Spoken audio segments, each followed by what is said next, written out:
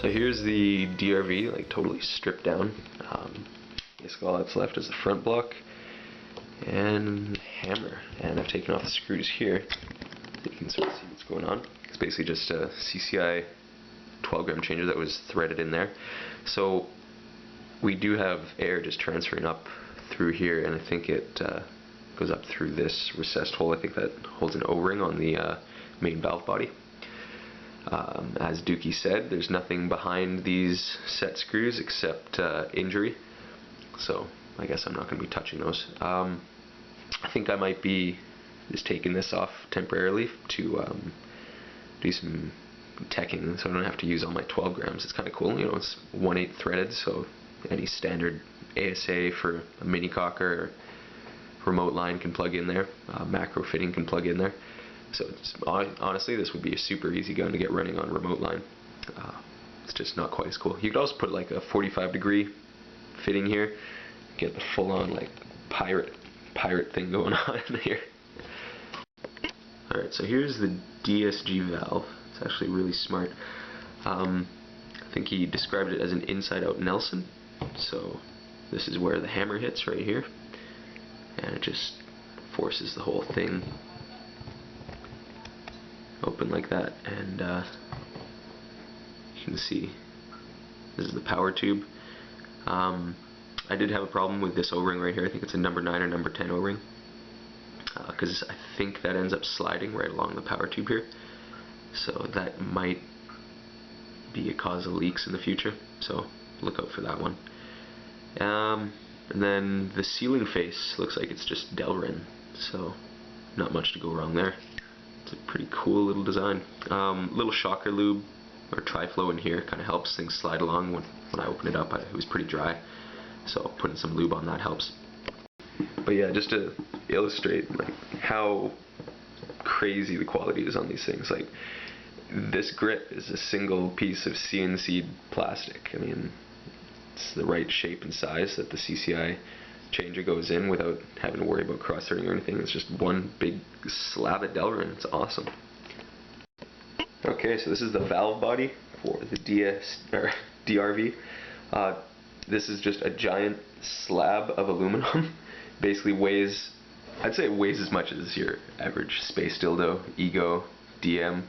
This is like 2 pounds of aluminum right here. So you have the main sealing O-ring. It brings the air through the frame into the valve. Valve's removed right now, so that would normally be right there.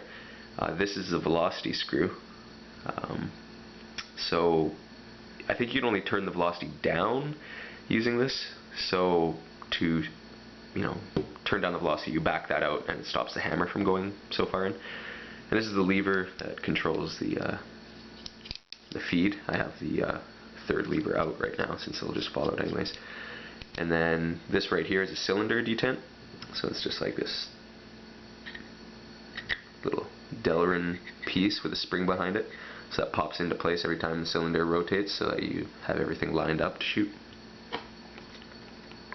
So here's something I just figured out. I did have a mini cocker ASA kicking around, and it looks like it's the same diameter as the CCI 12-gram changer. So really, by doing this, if you throw this in the DRV, what you do is you're adding just a tiny little bit of length. I'd say, you know, 3/4 of a centimeter, not much at all, and it makes it so that you have a compatible ASA adapter. You know, you can throw on a remote line without having to take anything apart. So I think I'll see how that goes. And oh yeah, so one more thing about the mini cocker ASA is that I swear to God, it's like a 1/4 pound of metal. This is stainless steel, so that's going to add a little heft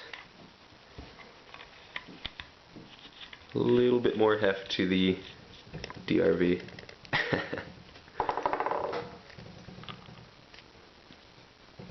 Just Loctite that on there. Yeah, so she's working just fine now. Got a 13 cubic inch on there for testing. Cater barrel in 687 because that's too big for any other guns I'd use. But yeah, she's just fine now. Turns out, just need to have that air kicking back. You know, just got to have that little bit of pressure kicking back so it works. But it's fine now.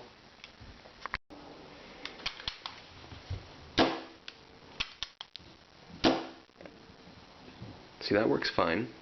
It's just dry firing. Even if you have no paint, it needs just enough air to kick it back and get it working. It's weird, but hey, I'm not complaining.